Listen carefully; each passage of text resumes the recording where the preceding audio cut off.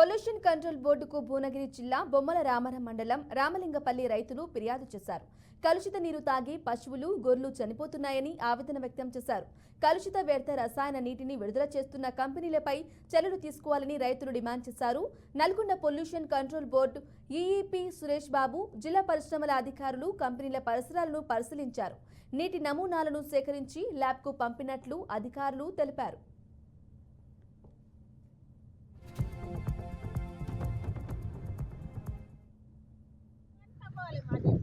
ఎన్ని చనిపోయింది?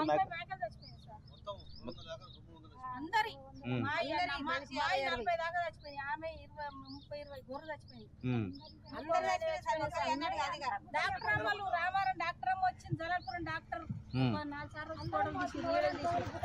కాజాలు దొక్కలు ఫోన్ లో పెట్టి మందులు రాసినా తక్కువాలి సార్. నా దొడ్డికనే ఉంటుంది సార్. కంప్లైంట్ ఇచ్చిరా అమ్మా? గతంలో కంప్లైంట్ ఇచ్చిరా మీరు? ఇంత ముందు కూడా ఇచ్చినాం సార్. ఏమన్నారు మరి వాళ్ళు? ఏమన్నా అంటే యాక్షన్ తీసుకున్నారా ఏమన్నా? పోలీస్ స్టేషన్ లో మీరు ఎంఆర్ఓ గానీ పోలీస్ స్టేషన్ లో గానీ మీరు ఎక్కడన్నా ఏమన్నా అన్నారా? అంటే ఏమన్నా చేసిరా?